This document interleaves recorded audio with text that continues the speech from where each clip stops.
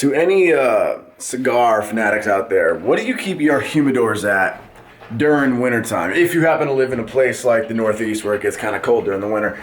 I know you got to keep them up, but I was talking to somebody who sounded like he knew his stuff, and he said despite what people say, keep them around 68 to 70, he recommends closer to like the 65 range in general. Let me know in the comments what you guys do and what your climate around you is like. Side note, it's Sunday, and I woke up immediately wishing it was Monday because Sunday is my scheduled rest day, so I gotta take it, gotta rest up, especially for a big week of training this week.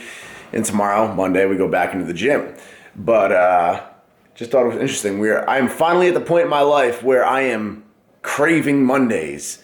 When Sunday's here, when it's a day off, I'm itching for Monday and I'm counting the seconds down till Monday. What a difference from back in school. Pro tip, I'm about to do dishes and I'm gonna put my Asics on for it. Not gonna bother tying them or anything like that, just gonna put them on. Ignore my MC Hammer pants. Laundry day. If you have bad feet, avoid walking around barefoot. It kills me anytime I see people training barefoot, especially squatting bare feet. I mean, deadlifts, I have condoned doing deadlifts bare feet, and that is just as bad for your feet, but that's like one exercise where you really kind of need to, in my opinion.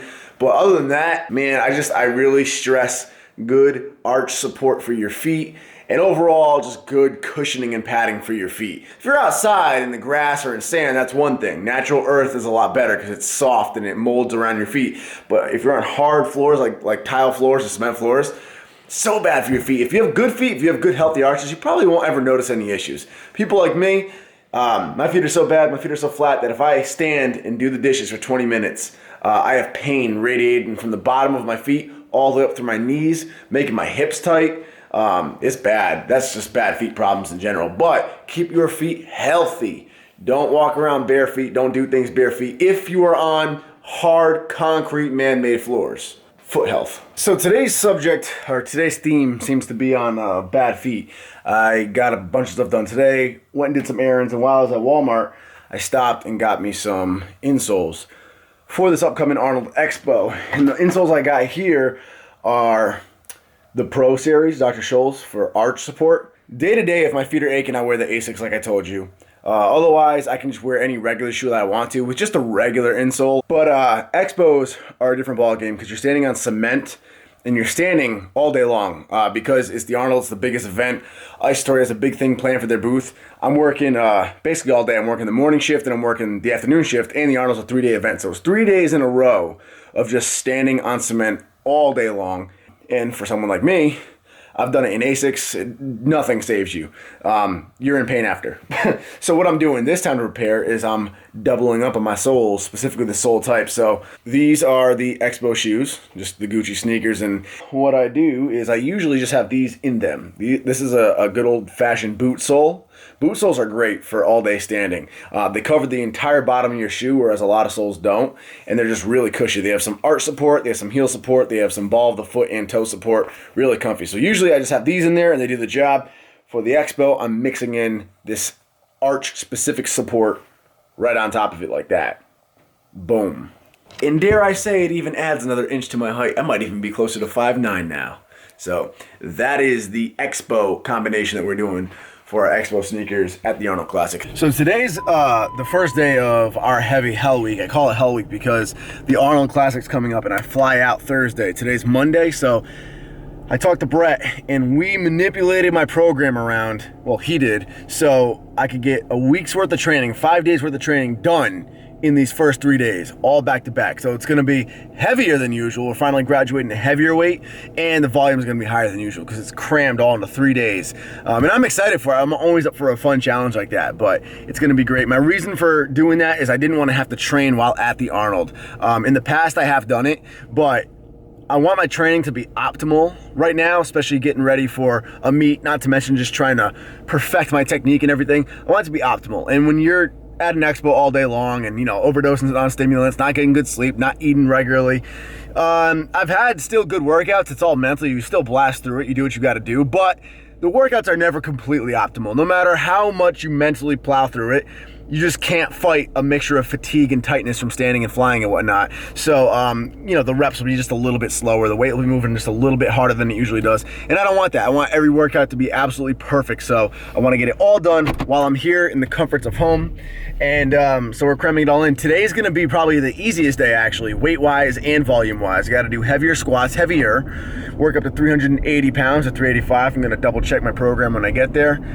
It's going to be a lot of fun. What I do mentally these days is I give myself a little bit of incentive that drives me in the gym to blast through the weight. I want to get to heavier weight, but obviously Brett, like any good coach, is not going to let me get to heavier weight until he sees perfection and consistency in my form, until he sees the weight moving fast with a clean technique. So with every set, I tell myself, all right, fake it to make it. Just make this set really fast, just for the camera, just so Brett can see it and give you heavier weight. And obviously, in reality, there is no faking weights. You either are strong enough to make it move fast with good form, or you're simply not. But by telling myself this, it lights a little extra fire under my ass and gets me just a little bit more focused. So then I really give it my 100% all, and then I blast through the sets with good form and aggressively. And it's really benefiting me in real life, incentive aside. That is making my training that much better, and it is bettering my lifts. But it's a good mental game I play with myself, because it really does allow me to hone in and put everything into every single set. I really want to graduate to that heavier weight and start working in the 400s on squats again. So that's my little mental game I play with myself to make sure I put 1,000% into each and every set.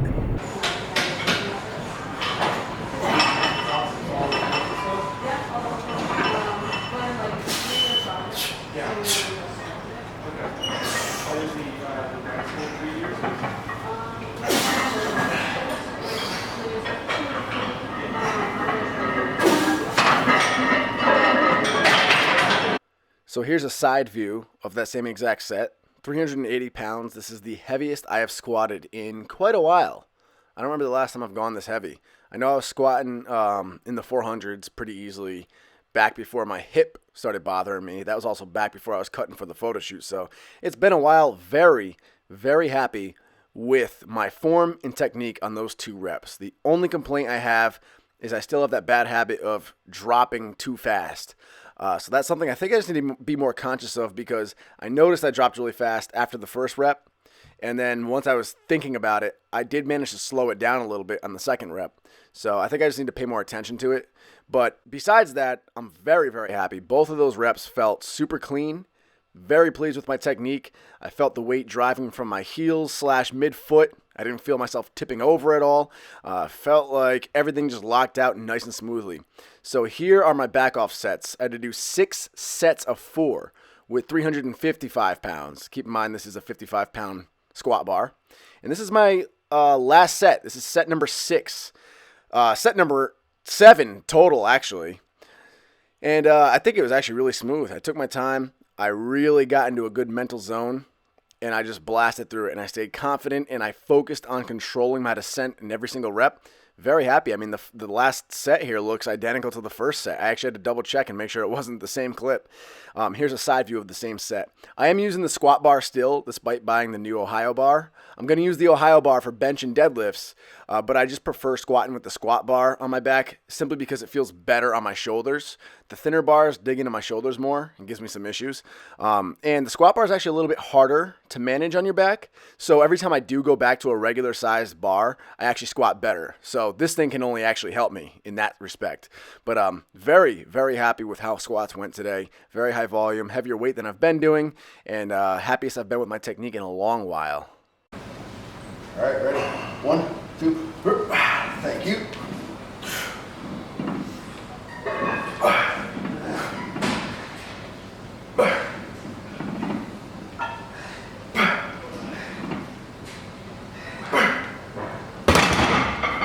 I can tell how stiff that bar was.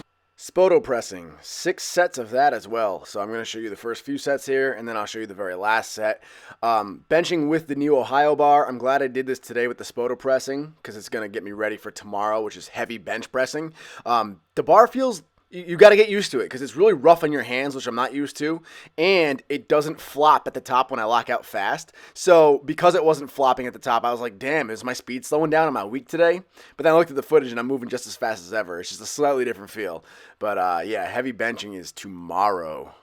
Set number 6. Everyone thank Kyle for the spot. What's your Instagram, Kyle? Kyle Paul Fitness. Kyle Paul Fitness on Instagram. Let's go. Ready? 1, 2, 3. Thank you. Seriously. I said, wait, he's the greatest concrete champion of all time. That's the minimum. That's so. Did you tell him how? That bar chops your hands up like crazy.